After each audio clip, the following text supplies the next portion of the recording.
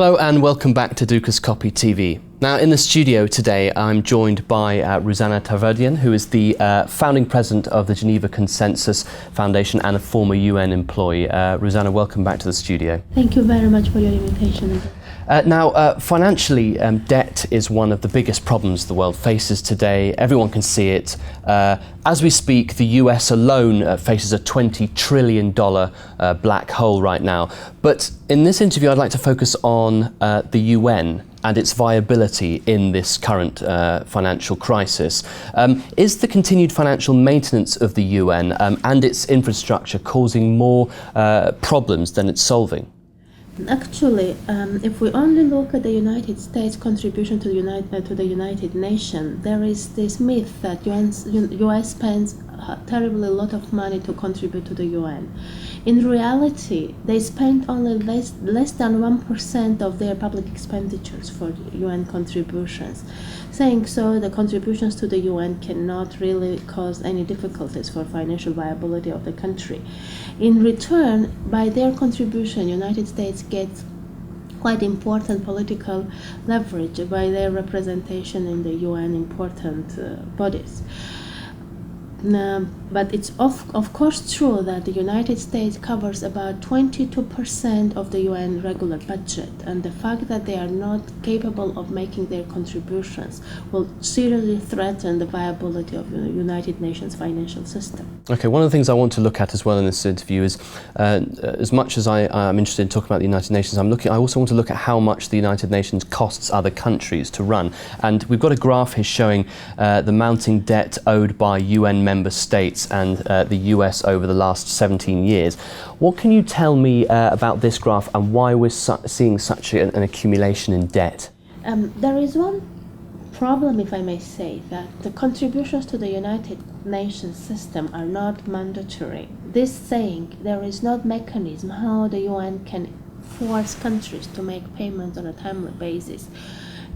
Normally, gradually, every 2 years, every year, they made their assessment of the respective amounts countries have to make their contribution to UN based on their national income, their population size.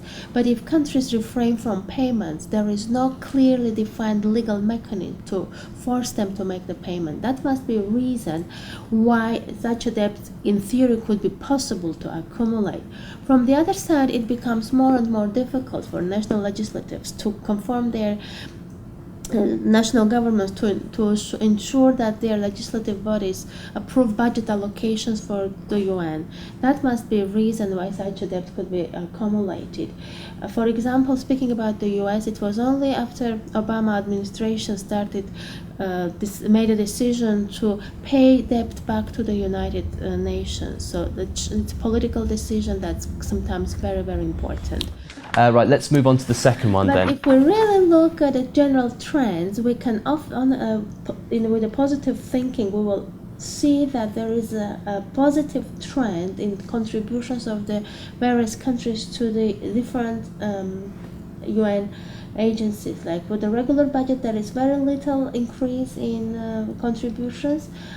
For the selected UN programs and funds, there is a huge development from the beginning of the 71.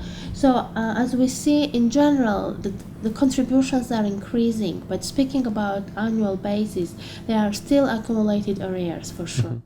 The interesting thing I've noticed here about this graph is that the regular budget for the UN has stayed, pretty much flat rate, if you like, but the UN specialised agencies, the voluntary contributions, have seemed to have skyrocketed, shot up. Why do you think that is? Now, this can explain by different procurement regulations applied by different programs, because sometimes programs do allow countries to have more to spend money within their own for their national suppliers and contractors, which means that from one side the countries do provide financing for the UN operation, but from the other side there is conditionality that the resources have to be spent back in their national governments.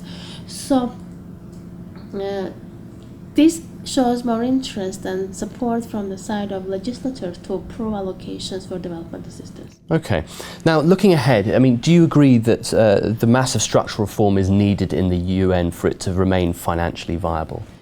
Speaking about the generic reform of the United Nations system, I would like to say that at the current level of globalization, national governments are so much integrated that there is clearly a need for new world government and institutions. And if we look at the UN agency structures, in 1970 there was a decision that national governments, countries, individual countries have to pay about 0.7% of their national income as their contribution of official development assistance, but this has not been materialized until lately. Only 3 major donors, Norway, Sweden and Netherlands, actually have delivered on that commitment and even went beyond, while others are lagging well behind the foreseen target.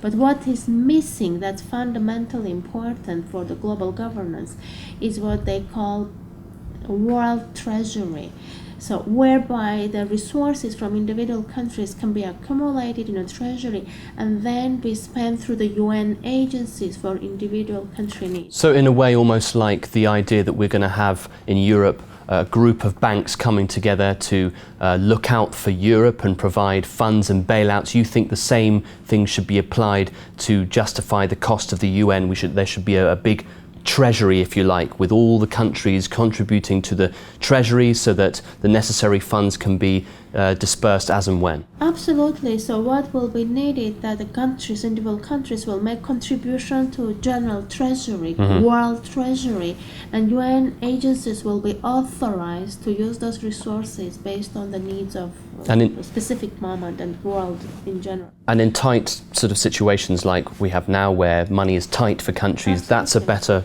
That might be you're seen saying as a reasonable solution to the current problems. Okay. And similarly, Tobin, another Nobel laureate, suggested that we should have a global taxes on foreign exchange transactions because most of the crises can be explained by speculative short-term exchange operations. That will be another resource base that can be used to solve problems in individual countries, both developed and developing.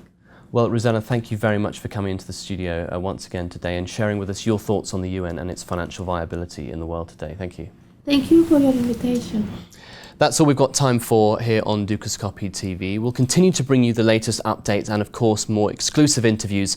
But from all of us here at Dukascopy TV, goodbye.